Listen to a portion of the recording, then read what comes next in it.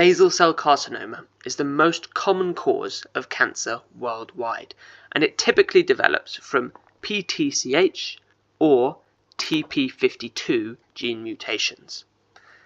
In normal skin, you have three layers: the hypodermis at the bottom, the dermis in the middle, and the layer which most skin cancer comes from, the epidermis, and that's because it's at the top and absorbs most of the UV radiation.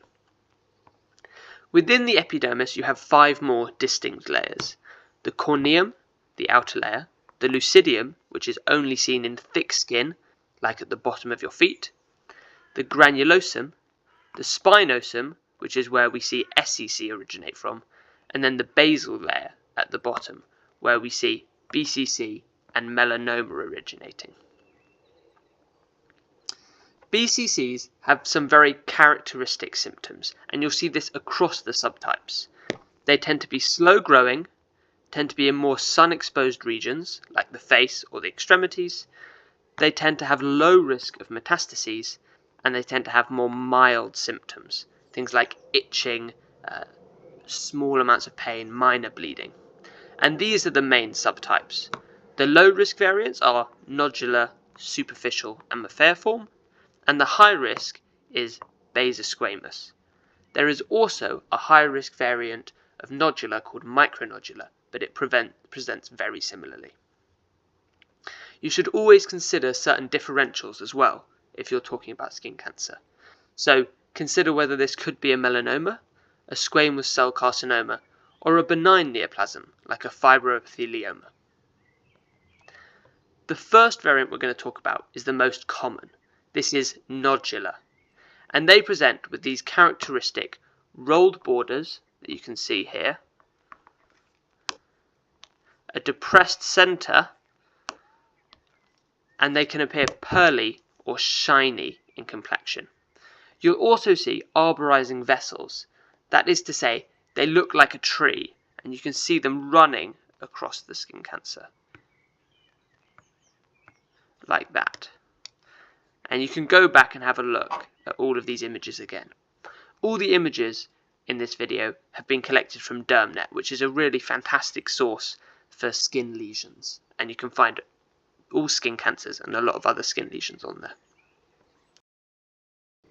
The second most common subtype is superficial BCC, and it tends to be found on the trunk and the extremities. It's well defined and often presents as a plaque or a patch, as you can see here, without the same arborizing vessels or rolled border that you see in a nodular BCC. The third most common is Morpheaform.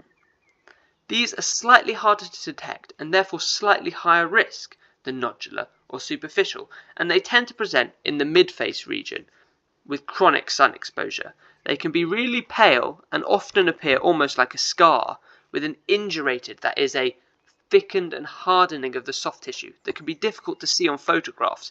And so if you get the opportunity in your derm clinics or in a GP clinic to have a look at one, it's really worth having a feel of it as well and seeing what they feel like. The fourth is a mixed basosquamous, and these are very high risk, containing features of squamous cell carcinomas, and therefore are more likely to metastasize and aggressively grow and damage local tissue. They can be ulcerating, like we see here, and create lesions, or they can have these cauliflower lesions, which are very characteristic of SCC as well.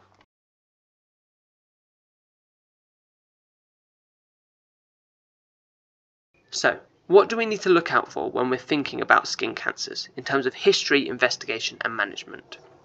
Well, in the history, you're going to want to consider risk factors, and they're going to be the same across all skin cancers: UV exposure, fair skin, scars or chronic ulcers, immunosuppression, specifically for renal transplant, they increase the risk of SCC, chemical exposure, and skin cancer history. Then, for investigation, you've got your clinical examination, but then biopsy. And these are all the options, going from highest diagnostic accuracy with excisional, where you completely remove the lesion, down to a punch biopsy where you just take a single portion of the lesion. BCC will then have specific characteristics that we can see on histology, and those are basophilic aggregation, or a densely packed basaloid cells, clefts of tumour tissue, and that's a retraction artefact characteristic to BCC, apoptotic cells, and peripheral palisading of nuclei. That is, the nuclei are arranged in a very neat row at the periphery of the tumour islands, and that's also quite specific to BCC. So, how do we manage these patients? Well, gold standard is complete surgical removal, and that can be done through electrodissection and curettage, or Mohs micrographic surgery, where they take parts of the lesion out and then put them under a microscope to see if they have removed the entire lesion. If the patient isn't a candidate for surgery or refuses surgery for some reason, there is non-surgical management, and that can be with 5-fluorouracil, cryotherapy, or photodynamic therapy. But these are less effective and have a higher risk of recurrence than surgical removal. Okay, to finish, I've just put here a table with the features of all the most common subtypes of BCC, and you can use this for revision in your own time.